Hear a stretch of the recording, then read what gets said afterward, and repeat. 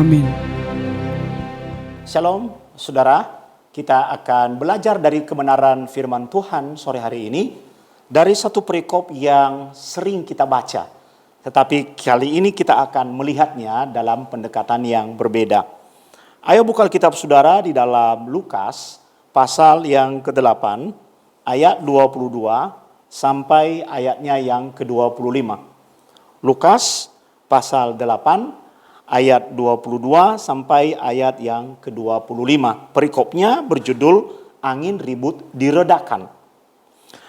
Pada suatu hari Yesus naik ke dalam perahu bersama-sama dengan murid-muridnya. Dan ia berkata kepada mereka, marilah kita bertolak ke seberang danau. Lalu bertolaklah mereka.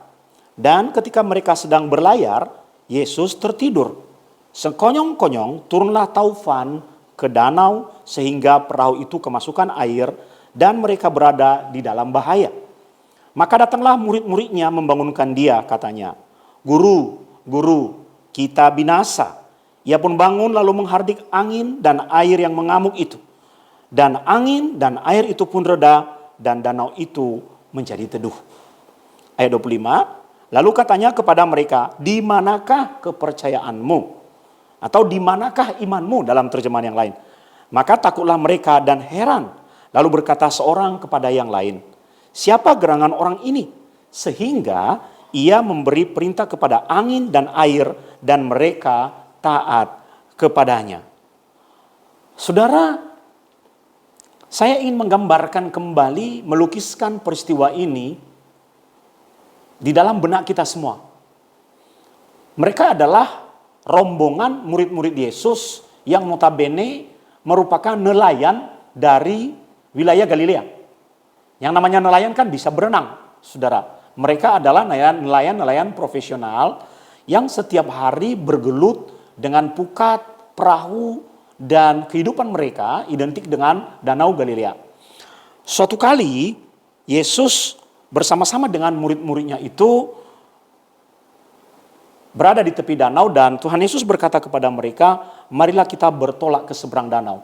Jadi kalau Anda bisa membayangkan danau Galilea itu seperti harpa, ya, mereka berada di titik ini dan Tuhan mau membawa mereka menyeberang, artinya pergi ke sisi danau Galilea yang satu, di seberang. Itu sudah jelas, artinya mereka pasti akan menyeberang. Tetapi tidak pernah mereka bisa prediksi di tengah jalan, mungkin kemungkinan besar itu di tengah danau, tiba-tiba muncul badai. Di sini dituliskan turunlah taufan ke danau sehingga perahu itu kemasukan air. Boleh dikatakan bahwa mereka hampir tenggelam dan mereka semua ketakutan. Lalu mereka membangunkan Yesus yang kebetulan sedang tertidur dan berkata, guru-guru kita binasa. Ending dari cerita ini kita melihat Yesus berdiri dan menghardik angin dan air itu sehingga menjadi tenang dan mereka melanjutkan perjalanan mereka ke seberang. Saudara, ada banyak hal yang kita bisa pelajari. Tetapi kali ini kita akan melihat dalam perspektif yang berbeda mengenai peristiwa goncangan atau badai yang dialami oleh murid-murid. Kurang lebih keadaan kita sama dengan hari-hari ini. Seperti kita sedang mengalami badai di dalam masalah pandemi ini. Tiba-tiba saja kehidupan manusia berubah. Cara kita terhubung dengan orang lain berubah. Cara kita menjalani kehidupan kita berubah.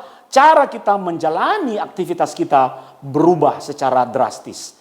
Ada badai yang bahkan kita tidak tahu kapan badai pandemi ini berhenti. Dan seperti sifat badai yang dialami oleh murid-murid, badai itu menimbulkan goncangan. Dan goncangan akan menghasilkan ketakutan. Tetapi Tuhan Yesus memberikan kepada kita sore hari ini apa yang bisa kita lakukan ketika kita berada di dalam badai yang berbeda mungkin dibanding dengan yang dialami oleh murid-murid Tuhan Yesus. Tapi topiknya adalah keguncangan yang terjadi di dalam kehidupan kita. Bagian yang pertama yang kita pelajari, saudara, kita melihat di sini bahwa Tuhan Yesus memberikan hubungan langsung antara badai dengan iman. Jadi ternyata saudara, ketika Anda mengalami badai di dalam kehidupan saudara, Entah itu badai dalam pekerjaan, badai di dalam situasi seperti masalah pandemi hari-hari ini, badai dalam kesehatan yang menimbulkan kegoncangan maksud saya. Badai itu kan identik dengan kegoncangan, membuat kita mengalami ketakutan. Badai di dalam pergaulan sosial kita, badai di dalam masa depan kita. Semua orang memiliki badainya sendiri-sendiri. Tapi ada berita baik saudara, bahwa Tuhan ternyata memberikan hubungan langsung antara badai dengan iman. Apa artinya hubungan langsung ini? Hubungan langsung ini artinya ketika variabel yang satu adalah badai dan variabel yang satu adalah iman, ternyata keduanya saling mempengaruhi. Tapi hubungan keduanya bukan hubungan yang positif, melainkan hubungan yang negatif. Apa artinya hubungan negatif? Di dalam ilmu penelitian, kalau dikatakan hubungan positif, maka naiknya satu variabel akan menyebabkan variabel yang lain ikut naik. Kalau dikatakan hubungan negatif, maka naiknya satu variabel akan menyebabkan turunnya variabel yang lain. Jadi ketika Tuhan Yesus memberikan hubungan langsung antara badai dengan iman, maka hubungan langsung itu bukan hubungan positif. Bukan berarti kalau badai naik, maka imanmu akan menjadi naik. Tidak, saudara. Tapi ini bicara mengenai hubungan negatif. Ketika badai naik, maka imanmu bisa drop seperti yang dialami oleh murid-murid ini. Itu sebabnya Tuhan Yesus berkata kepada mereka, di mana imanmu? Ini hubungan langsung negatif. Sebaliknya, kalau imanmu naik, maka badai itu akan mereda. Itulah sebabnya saya katakan bahwa Tuhan Yesus memberikan hubungan langsung antara badai dengan iman. Kenapa badai bisa menghancurkan iman? Karena badai mendatangkan teror. Orang kalau berada dalam keadaan teror itu, saudara, maka pasti yang muncul adalah ketakutan. Yang meneror murid-murid adalah alam. Kita pasti juga punya indikator-indikator yang membuat kita merasa takut, yang membuat kita merasa panik. Dengan hadirnya teror dalam kesehatan kita, hadirnya teror dalam kehidupan ekonomi, hadirnya teror dalam lingkungan kita, pergaulan kita, dan sebagainya. Setiap orang memiliki alasan terornya masing-masing. Yang ingin saya katakan kepada kita semua, saudaraku, bahwa teror pasti akan mendatangkan ketakutan. Pasti itu. Murid-murid takut dengan teror alam. Dan itu adalah manusiawi. Juga teror bisa mendatangkan kepanikan. Orang kalau takut itu akan panik. Orang kalau panik itu akan kehilangan pola pikir yang sistematis.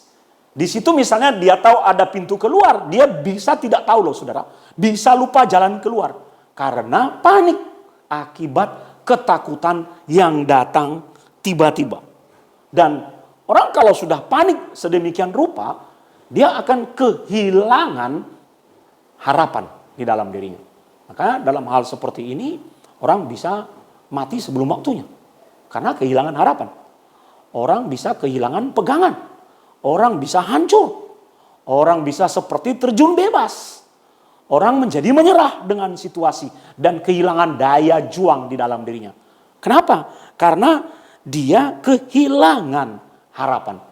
Saya setuju bahwa situasi seperti ini disebut sebagai the lack of faith. Imanmu mandek, saudara. Itu sebabnya ketika badai ini terjadi, maka yang seharusnya Anda lakukan adalah memperkuat dan memperkokoh imanmu. Bukan membuatnya berada di dalam hubungan negatif. Ketika badai muncul, iman seperti ditekan. Kita seperti kehilangan iman.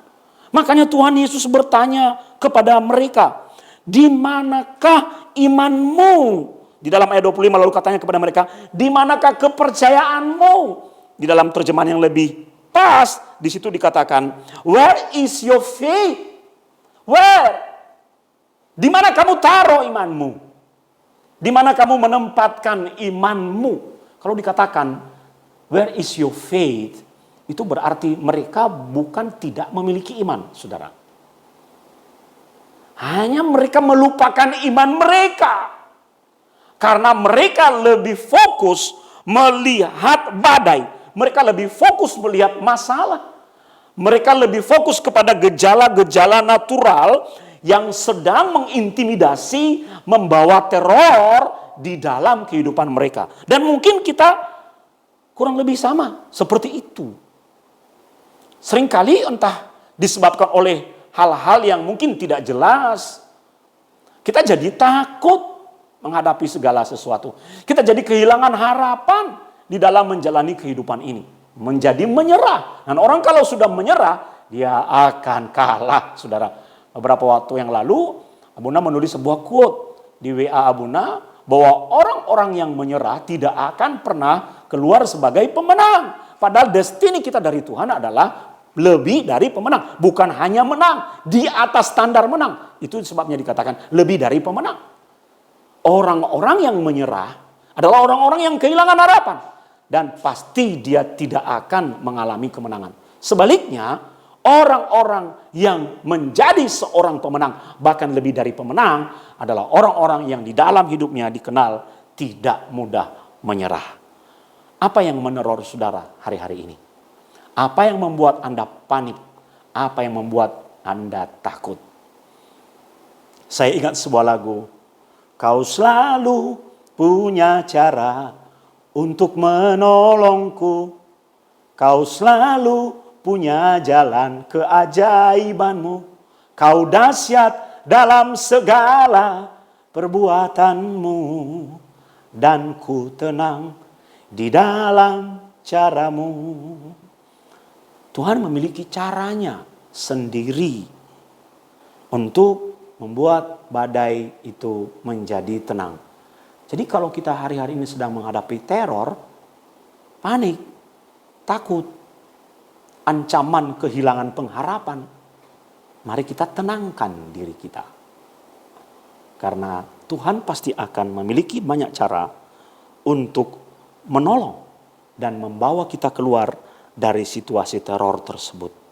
Dengan cara bagaimana? Pertama-tama, Anda harus berani menjawab pertanyaan ini. Sekiranya Anda sedang gerusa-gerusu, sekiranya Anda sedang takut, sedang ekspresif dengan segala kepanikan saudara, Anda harus berani menjawab Tuhan ketika dia bertanya kepadamu, hadir di depanmu, where is your faith? Di mana kamu taruh iman? Bukan berarti Anda tidak memilikinya. Artinya sebenarnya, jangan tutupi imanmu dengan badai yang sedang berlangsung di depanmu. Kuat-kuat pegang iman terhadap Tuhan. Haleluya. Poin kedua yang kita pelajari dari peristiwa ini adalah, tadi Abuna menceritakan ulang narasi ini, bahwa mereka adalah nelayan-nelayan profesional. Mereka adalah orang-orang yang setiap hari berada di danau, akrab dengan situasi alam dan kondisi alam di tempat itu. Tapi sekonyong-konyong terjadi sesuatu yang berada di luar kontrol. Siapa yang bisa mengontrol alam, saudara? Tidak bisa. Alam bebas memperlihatkan fenomenanya sendiri dan manusia tidak berdaya dengan tindakan alam. Makanya di dalam klausul-klausul asuransi misalnya, ada yang disebut dengan force majeure. Hal-hal yang berada di luar kontrol. Nah, badai yang berlangsung di Danau Galilea, yang menempatkan murid-murid Tuhan Yesus itu adalah sesuatu yang di luar kontrol mereka. Saya percaya demikian juga dengan kita. Kalau kita bisa mengontrol teror, kita bisa mengontrol sumber-sumber ketakutan kita bisa mengontrol hal-hal yang menyebabkan kita panik, maka kita akan dengan mudah melaluinya.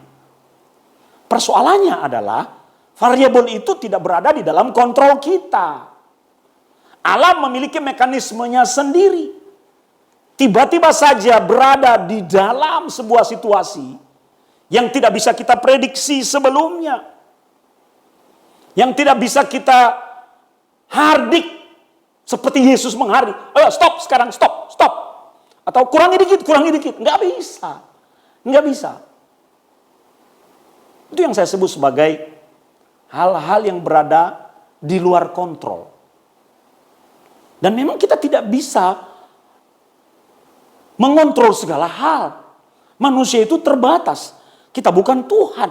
Kita tidak tahu banyak hal. Manusia punya batasan-batasan di dalam dirinya. Dan batasan-batasan itu akan membuat dia menjadi satu pribadi yang kadang bisa mengatur segala sesuatu atau sesuatu hal. Tapi kadang dia juga tidak berdaya untuk melakukan kontrol atas sesuatu. Itulah manusia. Dan kadang-kadang badai-badai yang datang tiba-tiba ini, mengapa membuat kita takut? Karena berada di luar kemampuan kita untuk mengaturnya, untuk mengadjustnya, untuk mengontrolnya. Seperti Anda sedang bermain saham misalnya, tiba-tiba keadaan pasar lagi baik, Anda beli, Anda merasa untung dengan sejumlah kalkulasi, dibantu komputer dan sebagainya. Apa yang semula predictable bisa berubah menjadi unpredictable hanya di dalam satu malam. Besok tiba-tiba semua keuntunganmu itu hilang karena pasar anjlok. Misalnya. Itu yang saya sebut sebagai segala hal yang sedang tidak terkontrol. Bahwa manusia memang memiliki batas terhadap segala sesuatu yang bisa diaturnya. Menarik saudara, seperti itu juga Tuhan sedang memberikan pelajaran kepada murid-muridnya. Bahwa mereka tidak bisa mengatur alam. Tapi ada hal yang indah yang kita pelajari dari perikop ini. Sekalipun menurut kita ada hal-hal yang berlangsung di mana kita berada di dalamnya. Dan kita merasa bahwa segala sesuatu di luar kontrol, sesungguhnya tidak ada hal yang sekonyong-konyong di dalam Tuhan. Menurut manusia itu berada di luar kontrol, tapi di dalam perspektif Tuhan, itu bukanlah sesuatu yang berada di luar kontrol. Kita harus sadar bahwa segala hal yang kita alami di dunia ini berada di dalam kontrol Tuhan. Amin. Kadang-kadang kita menyalahkan Tuhan. Tuhan ini kenapa seperti ini? Tuhan kamu di mana? Tuhan saya sudah berdoa loh Tuhan. Tuhan saya sudah all out untuk melakukan sesuatu bagi pekerjaanmu Tuhan. Kenapa hal seperti ini masih terjadi Tuhan? Oh saudara, jadilah orang Kristen yang belajar percaya pada Tuhan. Jangan jadi orang Kristen yang sedikit-sedikit komplain, sedikit-sedikit ngomel, sedikit-sedikit menyalahkan Tuhan, sedikit-sedikit bertanya-tanya kepada Tuhan. Saya ulangi seperti yang saya katakan tadi, bahwa walaupun menurut kita sesuatu itu sedang berlangsung tidak terkontrol, tidak ada hal di bawah kolong langit ini yang out of control dari sisi Tuhan. Artinya apa? Artinya kita harus sadar bahwa badai seberat apapun, semenakutkan apapun, yang membuat kita sepanik apapun, yang meneror kehidupan kita, itu tetap berlangsung di dalam kontrol Tuhan. Jadi mari kita bangun perspektif. Tuhan sudah mengontrolnya. Kalau Tuhan sudah kontrol, berarti Tuhan tahu prediksinya. Manusia tidak tahu. Sepintar apapun manusia merancang sistem prediksi menggunakan statistik, komputer dan sebagainya misalnya, tetap saja bisa meleset. Tapi kalau Tuhan yang mengontrol, di bagian di mana manusia tidak tahu, Tuhan tahu. Seperti ketika Abuna khotbah sore hari ini, 2-3 menit ke depan Tuhan tahu dan kita tidak tahu. 24 jam ke depan Tuhan tahu dan kita tidak tahu. Kita baru tahu setelah kita menjalaninya. Oh, ini yang sudah terjadi. Manusia hanya bisa menduga-duga. Itulah yang membuktikan bahwa Dia Tuhan. Karena Dia Tuhan, maka Dia berdaulat atas segala sesuatu, maka Dia memiliki kemampuan untuk mengatur segala sesuatu. Seperti kalau kita lihat tombol volume itu Tuhan bisa mengadjust naik ke atas, jadi suara makin besar, ya gitu kan. Dan memang Tuhan memang berkehendak seperti itu. Dan Tuhan bisa menurunkan kembali volumenya dan keadaan menjadi tenang. Saya berpikir seperti itu loh cara Tuhan mengatur universe ini, alam ini. Mengatur kehidupan manusia. Ada orang-orang yang memang dengan sengaja, mungkin saudara, dibawa dalam suasana teror. Tetapi di dalam kontrol Tuhan. Karena murid-murid ini kan sedang berada satu perahu dengan Tuhan Yesus. Satu perahu loh saudara. Kalau mereka mati ya pasti Yesus juga ikut tenggelam bersama-sama dengan mereka. Apalagi Yesus tukang kayu. Dia tidak bisa berenang. Murid-muridnya malah bisa lebih berenang.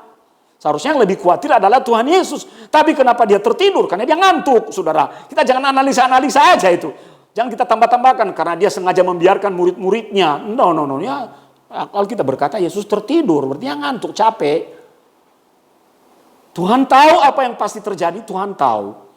Di dalam kontrolnya.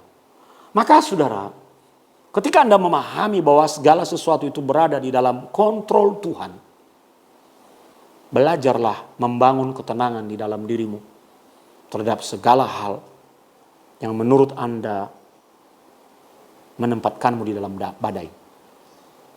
Belajar. Semua di dalam kontrol Tuhan. Dalam banyak badai yang Abuna alami dalam hidup ini. Ada tragedi-tragedi tertentu yang membuat saya terpuruk. Tapi Abuna mencoba melihat dan menyadari dan bicara pada diri sendiri.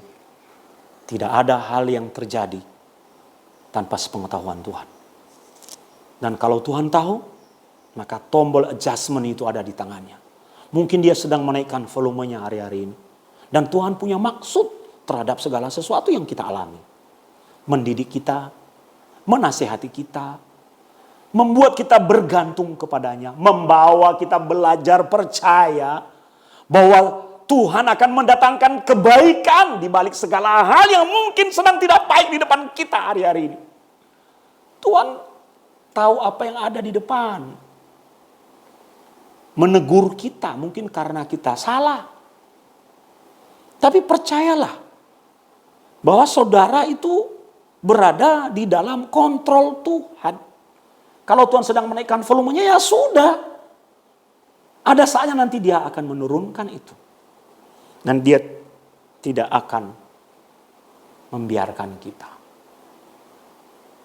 Abuna selalu bicara pada diri sendiri. Tuhan, dengan tragedi yang saya alami misalnya, saya berkata, semua di dalam kontrol Tuhan. Dan itu yang membuat saya jadi tenang. Saudara, ketika Anda menyadari bahwa segala hal yang terjadi dalam hidupmu adalah dalam kontrol Tuhan, maka Anda menjadi lebih tenang. Ingat tadi saya jelaskan di bagian yang pertama, orang kalau panik akan kehilangan akal sehatnya. Akan kehilangan kemampuannya berpikir secara sistematis. Itu. Nggak punya daya nalar, nggak logis. Sebaliknya ketika kita tenang, kita makan mungkin bisa pasrah. Ya sudahlah, memang ini maunya Tuhan. Ya mari kita bangun diri kita sendiri. Berusaha menghibur dan mendidik diri kita. Membangun pengertian kita. Di dalam kontrol Tuhan. Semua baik. All is going well. Haleluya. Haleluya. Jadi kalau kita menyadari bahwa kehidupan kita ini berada di dalam kontrol Tuhan. Dan kalau kita menyadari bahwa hal-hal yang tidak terkontrol yang sedang terjadi di sekeliling kita dan mungkin melibatkan kita di dalamnya, percayalah itu semua berada di dalam kontrol Tuhan. Tuhan memberikan pengaturan-pengaturan yang pas. Tenangkan dirimu. Itulah sebabnya ketika terjadi badai di Danau Galilea. Yang ribut murid-muridnya. Bagaimana dengan Tuhan? Tenang-tenang saja. Coba lihat ayat 24. Maka datanglah murid-muridnya membangunkan dia. Membangunkan dia. Saya percaya perahu terombang-ambing pada waktu itu. Anda pernah pergi ke Israel? Kapal nelayan yang mereka tumpangi itu bukan kapal besar. Mereka pasti goncang, goyang, air pasti masuk ke dalam perahu. Sehingga murid-murid berkata, kita hampir tenggelam. Kalau Anda membaca di bagian Injil Sinoptik yang lain. Berarti air sudah masuk dalam perahu. Tapi bagaimana dengan Tuhan Yesus? Dia tenang. Dia tidak ikut panik. Bahkan ketika dia dibangunkan oleh murid-muridnya dalam ayat 24. Guru-guru, kita binasa. Ia pun bangun lalu menghardik angin dan air yang mengamuk itu. Dan angin dan air itu pun reda dan danau itu menjadi teduh. Segala sesuatu di dalam kontrol Tuhan, ujungnya adalah keteduhan. Amin. Tapi untuk mencapai keteduhan, jangan pernah lupakan ini. Untuk tiba pada keteduhan, Anda harus menghadapi badai terlebih dahulu. Dalam perspektif ini, titik ujungnya adalah keteduhan. Apapun badai, teror, ketakutan yang sedang hadir di dalam hidupmu, lihat ujungnya, yaitu keteduhan. Seperti lagu tadi, dan ku tenang di dalam caramu. Poin yang ketiga, saudara, Tuhan ingin memberitahu kita bahwa seperti apapun badai yang berlangsung di dalam kehidupan ini, yang jauh lebih penting adalah Anda selalu bersama Tuhan. Sehebat apapun goncangan yang sedang melanda hidupmu, sekuat apapun hal-hal eksternal yang tidak bisa Anda kontrol yang membuatmu ketakutan, setiap orang pasti akan mengalami masalah. Setiap orang pasti akan mengalami pencobaan. Yang jauh lebih penting adalah bagaimana Anda memastikan hidupmu selalu satu perahu dengan Tuhan. Satu perahu dengan Tuhan artinya bersama-sama dengan Tuhan. Kenapa? Karena hal-hal yang tidak bisa Anda kontrol itu akan bisa dikontrol oleh Tuhan. Dan ketika Anda bersama-sama dengan Tuhan, itulah gunanya kita berdoa, itulah gunanya kita berseru kepadanya, itulah gunanya kita datang kepadanya. Karena hanya Dia yang berkuasa untuk mengontrol apa yang menurut kita tidak bisa kita kontrol. Di dalam kasus badai ini, apa yang terjadi? Tuhan yang mengontrol alam. Saya ingin mengajak kita membuka dalam Mazmur pasal 65 ayat yang ke-8. Mazmur 65 ayat yang ke-8. Ya, ini dia. 65 ayat yang ke-8. Engkau yang meredakan deru lautan, deru gelombang-gelombangnya, dan kegemparan bangsa-bangsa. Itu baru satu ayat, saudara. Lihat satu lagi, Mazmur 89 ayat 10. 89 ayat 10, firman Tuhan katakan begini, engkaulah yang memerintah kecongkakan laut. Pada waktu naik gelombang-gelombangnya, engkau juga yang meredakannya.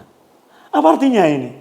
Pemazmur sedang menggambarkan kepada kita bahwa Dia adalah Tuhan yang berkuasa atas air, laut, darat, tanah, udara, dan sebagainya. Dia adalah Tuhan yang berkuasa atas alam. Dan kalau Dia yang berkuasa atas alam, maka Dia yang bisa mengontrol semua itu.